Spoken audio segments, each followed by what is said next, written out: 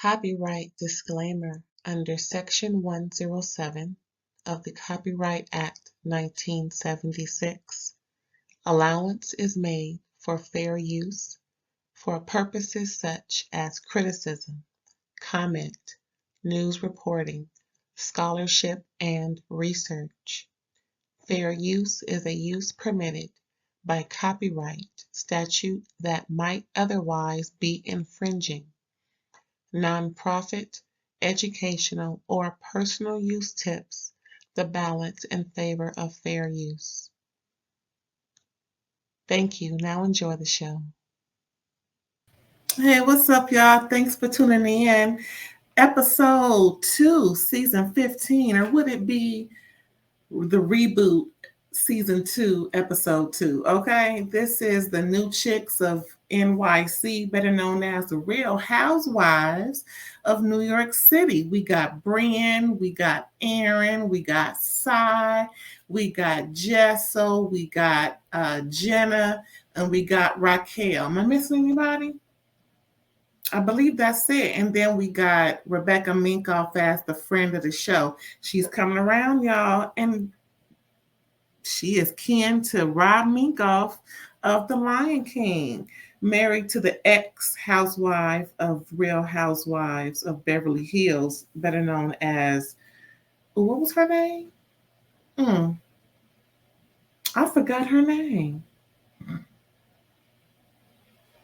Does it start with a C or a G? Crystal, yeah. Anywho, we're going to start off with Erin. And she's with her mom. Her mom has cancer, and she's just real, upset about it. Who wouldn't be? And then Ubah shows up because Ubah and Erin have been discussing it, and Ubah knows them well. And they're trying on wigs and things, and she's just, trying to be a supportive daughter with everything going on. I mean, there's nothing light to be said about cancer. And then as the mom is whisked away to, with the wigologist, I guess that's what you call them, child. Erin and Ubah is talking. Ubah is sharing her life a little bit more. Her man, she's talking about what her man would like. And, because last year was a secret until Brynn's big mouth, said it for the whole wide world web television to take in. So Ubah's just real happy about it, and they're just sharing. But Ubah kind of brought that up, if it wasn't for Brynn, I would still have that, part of my life that I can control a little bit more. And then, of course, Erin goes into the issue of Brynn telling Jenna those so-called lies and how Erin does not ever believe that Jenna is broke. And then Ubah's like, yeah, I just can't believe all that stuff was going on at the party. Even though Ubah missed it, I'm pretty sure they filled her in, which is why Ubah is discussing it now. Because remember, Ubah came in when all the ish was done that we saw. You know how they cut and paste, giving us a narrative. So apparently, like I said, Ubah got some intel about what was going on before she got there. And they're just, talking about it. So pretty much Brynn used Jenna's old issues of the past that, she wasn't always, this wealthy. And Erin seems to think that Brynn used that to take a dig at Erin because Jenna shared that information with everybody. And so, because Erin's really trying to figure out what is really going on. Why is Brynn saying this when everybody knows that Jenna is not broke, and I would never say that. Child, rich people problems? I think so. So next we got Jenna and Sai meeting up on the street, having, I guess, something to eat and something to drink, child, because Sai always hungry. So Sai is just going on and on about how Brynn is this horrible person and spreading all these different things that she didn't really say, and how she's done it to almost everybody in the group. And then Jenna says, well, I heard from multiple people that you didn't like me. So Sai just brushes that over and just keeps going in on Brynn. I'm like, are we gonna discuss this? Sai, are you gonna come clean? Because Sai is like the Ramona singer of the group. Sly, saying slick-ish, trying to get away with stuff, just known not to be fully trusted. But she can be a good time. Ciao. Yeah, so Jenna pretty much put that out there. Like, I already know, because it wasn't just Brynn who told me you've been, talking cash money-ish about me.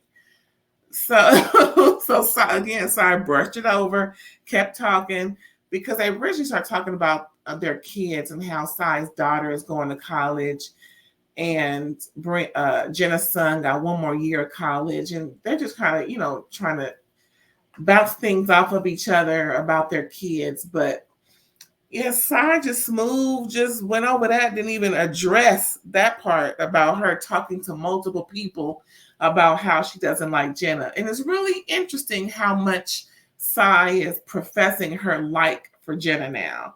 I really do like you. I'm really, sad that I didn't before, or whatever the case may be. Girl, Sai, shut up. You called. Now, you may not have said you hated her, but like I said, Brynn hears things, interprets, and then will interpret it how she wants it to come out. So it'll come out differently, but it pretty much came from a place of that resonates within the basis of what she's talking about. These heifers, girl, heifers of New York City. Anyway, Sai doesn't want to throw away her friendship. Jenna says, you don't want to throw your friendship away with Brynn just because y'all got this thing going on. But Sai was like, I don't know, child. So next we got Raquel and her family, her fiance Mel, and Raquel's 2 kids, the daughter and the son. So the daughter is going through school stuff and trying to make this pasta and whatnot. And they got 1.5 million cookbooks that's on top of the shelf in the kitchen. Who has a shelf that, well, this is New York. These are rich people problems. Let me get that straight. Rich people problems. So they got this real high ass bookshelf that goes on almost to the ceiling. And on top of that are all the cookbooks that production conveniently let us know it was that high up. I'm like, so you have to get a ladder to get a cookbook? What happened to a few sitting on the counter? Maybe a few that you kind of go, well, maybe because they don't use the cookbook. Hello.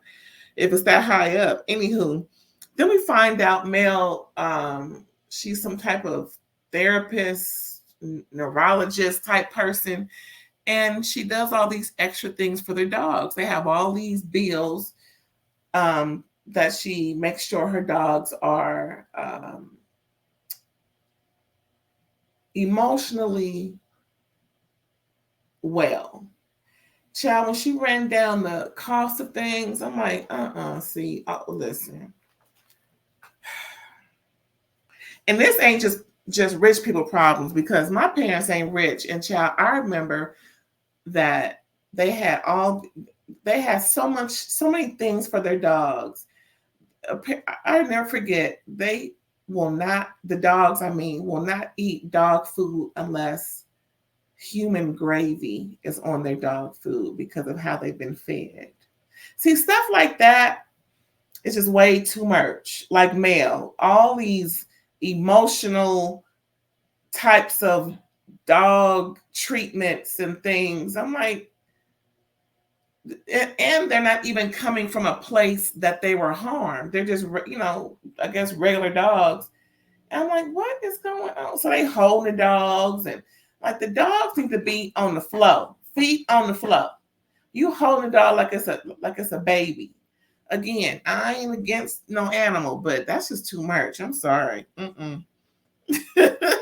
It's too much. I'm just saying, when she ran down that list of that dossier of doggy treatments and the costs associated, oh no. Them dogs gonna be well without all of that. Now I can an occasional, extra pampering of like when they take the dogs to get groomed. Yeah, do a little massage on them. That's cool, but no, we ain't doing all the extra stuff, all the emotional stuff and carrying on. Girl, bye. What else going on? So Erin came over to Brynn so that they can hash things out. Brynn giving her the cold shoulder.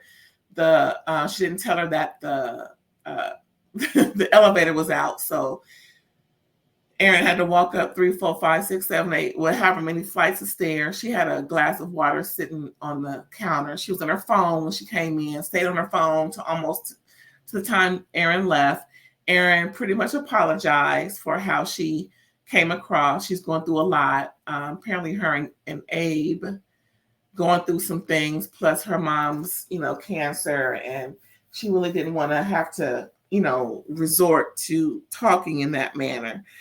And Brynn was just adamant about how Erin was calling her, a whore on Jeff Lewis' podcast. And they keep reverting back to Erin on the podcast, and nowhere was there anything mentioned from Erin about how much of a whore Brynn is. Again, Brynn hears things and just interprets it and moves along with it. And that's really dangerous, because you can really get somebody hurt, or you can get hurt yourself when you don't go verbatim, and don't interpret. You can interpret all you want to, but how you give it the information, the data to someone else needs to be verbatim.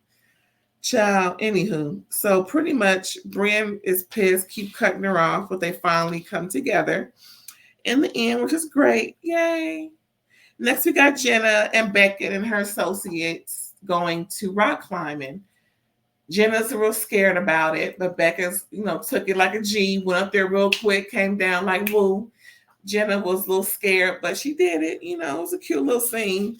And Jenna got into this really nice Bentley. Child.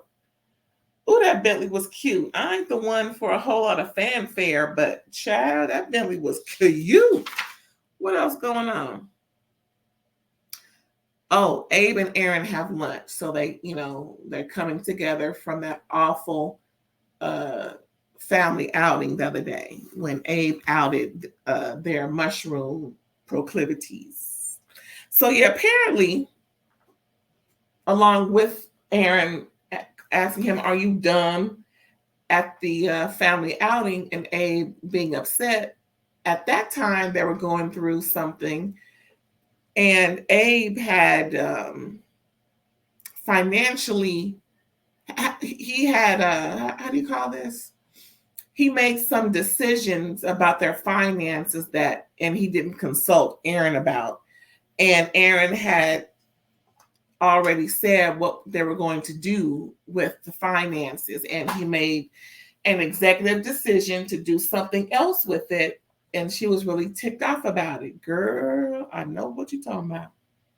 Now, this is about Bitcoin, but I have been there before with a significant other making decisions that they shouldn't have made, that was not the right decision financially. And child, I know how she felt.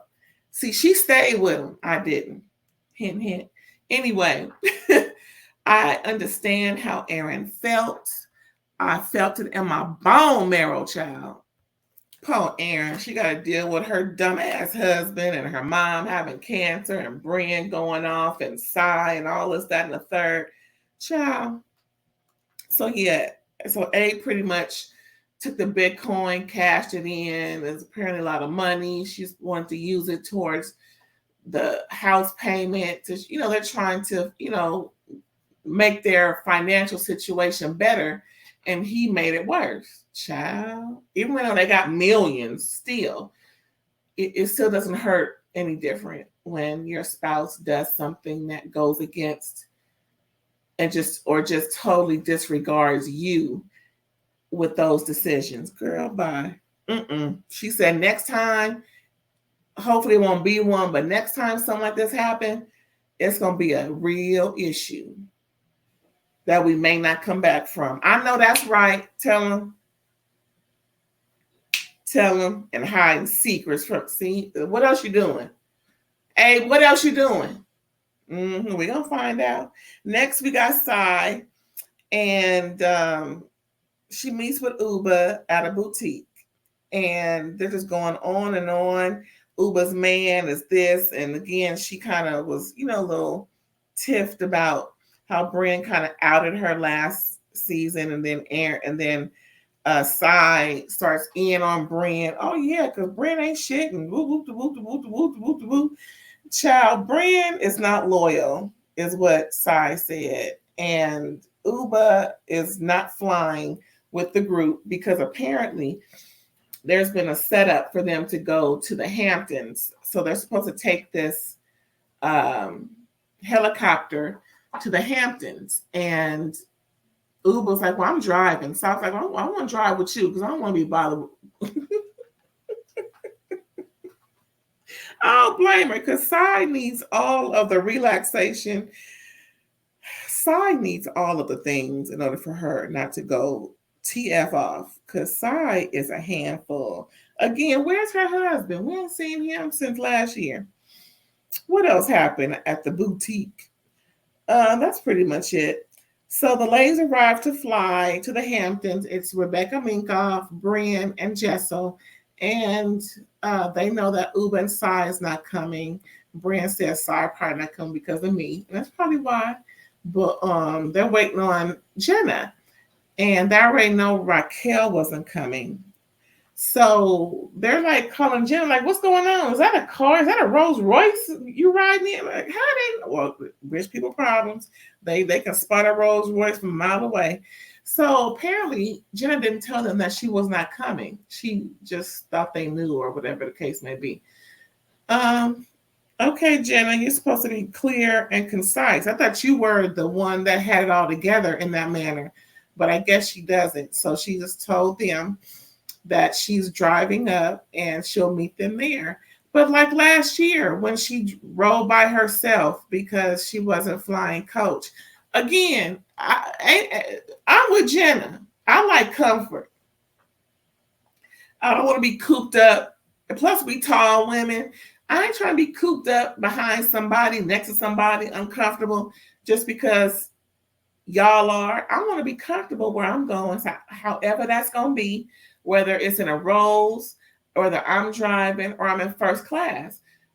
Listen, 1D is my seat when I'm flying. That's just how I roll. It's not like I'm flossing. It's just I like to be comfortable. And I like to, have a little libation when I'm flying because it's uncomfortable to fly. It's just nerve-wracking. And I don't want to be bothered with nobody else. And there's always some shenanigans going on back there. After you leave that curtain area and you start walking back, it's always shenanigans. They always got to talk to.